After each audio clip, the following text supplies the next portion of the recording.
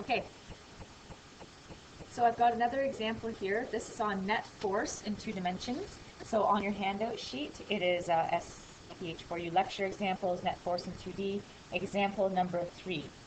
2 children pull a sled across the ice. So if you open up that example and take a look, in this particular example, you can solve the problem in 2 different ways, as you so often can. One is using trigonometry, one is using x and y components. In this particular example, I'm going to solve it in this video using x and y components, and then I will solve it again in a subsequent video using trigonometry, just so you see the 2 methods of solving this type of problem.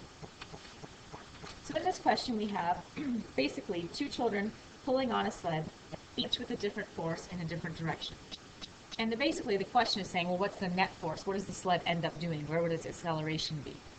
We're saying there's no friction, and we're looking for net force. So if I call, force number 1 by the first child, 15 newtons, north, 35 degrees east, and F2, so chill, 25 newtons, north, 54 degrees east. Okay, and essentially we're looking for the net force, the sum. So we're looking for the sum of the force, net equals F1 plus F2.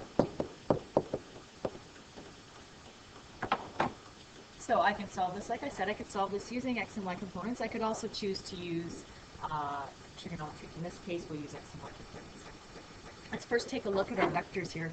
North 35 degrees east with the 15 newtons will look something like this, where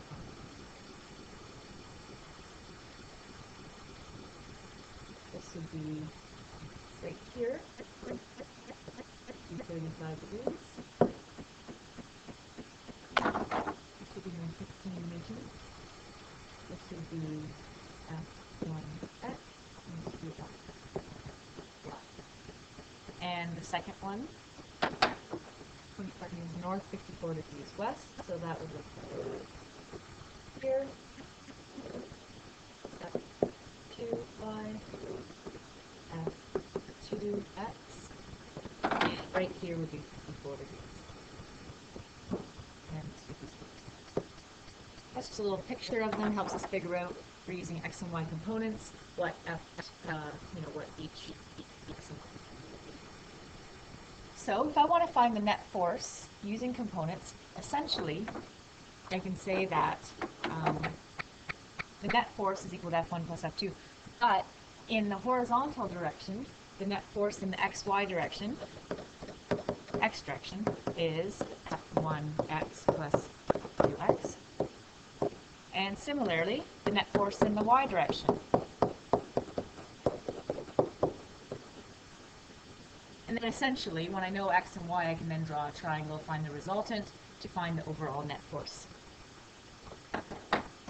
So one thing we'll need to do to get started is determine a positive direction. Let's say north and east. Let's look at this question. And I'm going to go ahead and split up my screen into x and y.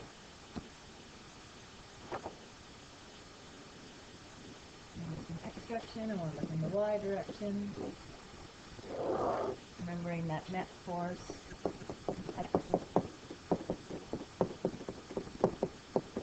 Well, going back to the previous triangle, you should see that F1x is equal to 15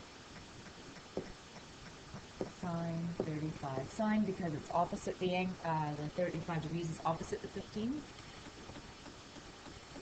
And F2x is 25, and it's sine as well. This time, however, because I said east was positive, F2 actually goes in the west direction, therefore F2 has to be negative. So when I find my net force in the x direction, there's going to be 15 sine 35, take away 25 sine 54.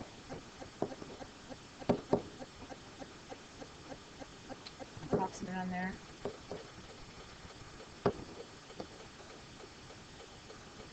So this means that my net force is going to be in the west direction. which if you think about it, because the force heading in the west direction is 25 newtons, and it's more 54 degrees, you can tell that it should be west, and so it is. Do the exact same thing on the y side.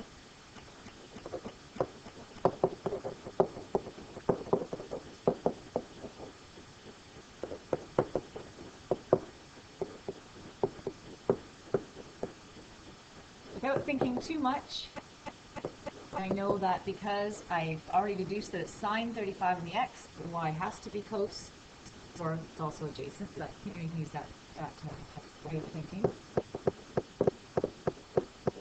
The other thing is that this time they're both heading north. There's a north on each, and we said north was positive, so they're both positive. Now, my net force in the y direction then is just the sum.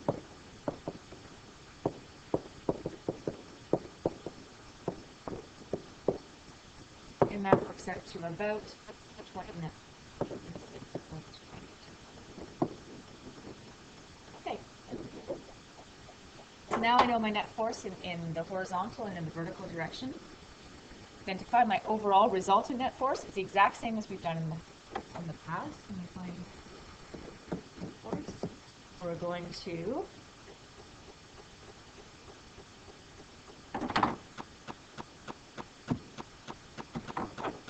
to draw the x, and don't pick up your pencil. So 11 in the x direction, 26 in the y direction, and from where I very started to where I very finished, my angle, here's my net force. Okay, so this was 11 point.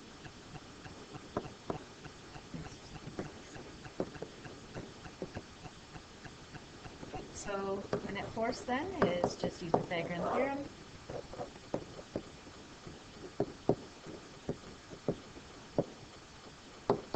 And it works out to be about 29 newtons. The angle, tangent again, just like we did in the last unit, nothing changes.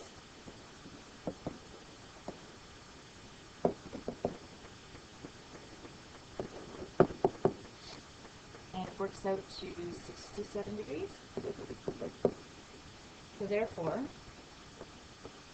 net force is overall 29 newtons, 67 degrees north.